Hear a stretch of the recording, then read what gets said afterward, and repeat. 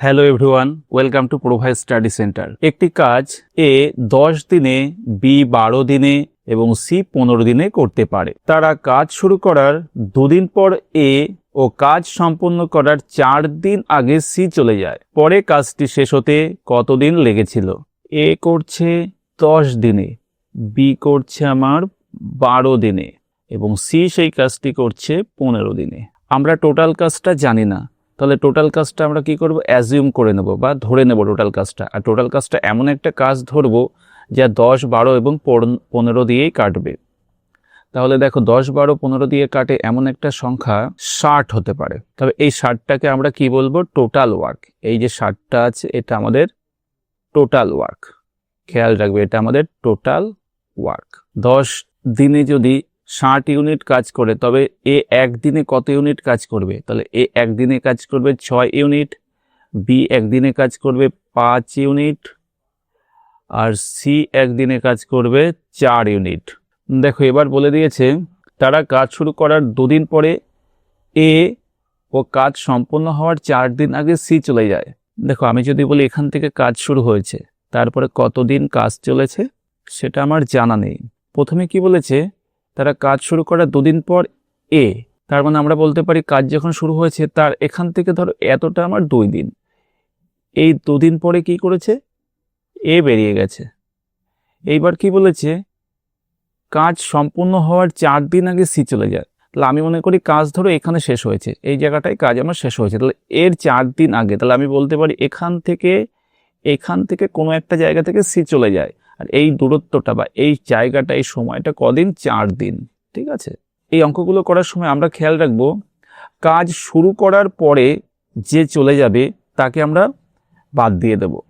তাহলে দেখো কাজ শুরু করার পরে 2 দিন পরে এ চলে গেছে, তাহলে আমি বলতে পারি তবে এ আমার কি? এ আমার 6 ইউনিট কাজ করে। তাহলে এ যদি 6 ইউনিট কাজ করে, তবে 2 দিন যদি কাজ করে, তবে এ আমার 12 কাজ করেছে। এইবার দেখো সি কাজ শেষ হওয়ার 4 দিন আগে, যে কাজ শেষ হওয়ার আগে যাবে, কাজ শেষ হওয়ার আগে যে যাবে তাকে আমরা পুরো দিনের কাজটা করাবো। তাকে আমরা কি করব? পুরো দিনের কাজটা করাবো। তাহলে সি দেখো, সি আমার একদিনে কাজ করে 4 ইউনিট। সি আমার একদিনে কাজ করে 4 ইউনিট এবং কাজ শেষ হয়েছিল 4 দিন আগে যখন চলে গেছে, এই 4 দিন আমরা তাকে দিয়ে কাজ করাবো। তাহলে বলতে পারি তাকে দিয়ে আমরা এক্সট্রা 16 কাজ করাবো। দেখো এ 12 কাজ করেছে, এর 12 বাদ দেব, কিন্তু সিকে আমরা 16 কাজ আরও করাবো। তার মানে কি? এই 16টাকে আমরা যোগ করব টোটাল কাজের সাথে, আর এই 12টাকে আমরা বিয়োগ করব। তাহলে আমাদের ওভারঅল কি চলে আসলো? দেখো ওভারঅল যদি 12 বিয়োগ করি, 16 যোগ করি, তবে দেখো আমাদের +4, মানে আমাদের 4 যোগ করলেই হবে। এবার খেয়াল করো আমাদের টোটাল ওয়ার্ক ছিল 60, তাহলে এই 60 কাজের সাথে আমরা আরও কি করব? আরও আমরা এই 4 কাজটাকে যোগ করে দেব। তাহলে আমাদের টোটাল কাজ হয়ে যাবে কত?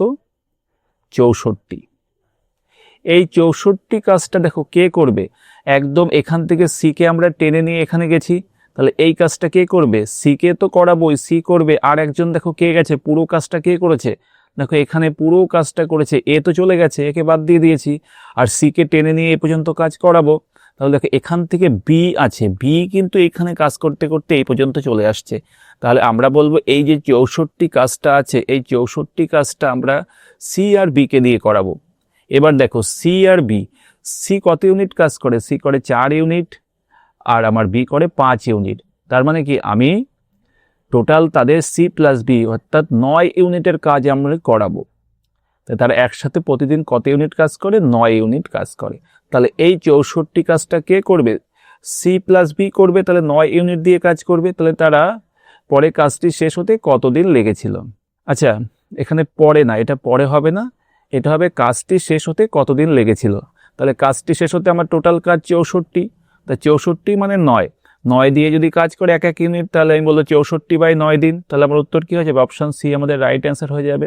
ভিডিওটি যদি ভালো লেগে থাকে তবে অবশ্যই একটা লাইক করে দিও এবং এই ধরনের ভিডিও পেতে আমাদের পেজটিকে ফলো করে রাখো। এবং কেউ যদি আমাদের কোচিং সেন্টারে ভর্তি হতে চাও তবে নিচে দেওয়া নম্বরে কল করে আমাদের সাথে যোগাযোগ করে নেবে। ভিডিওটি দেখার জন্য সকলকে অনেক ধন্যবাদ।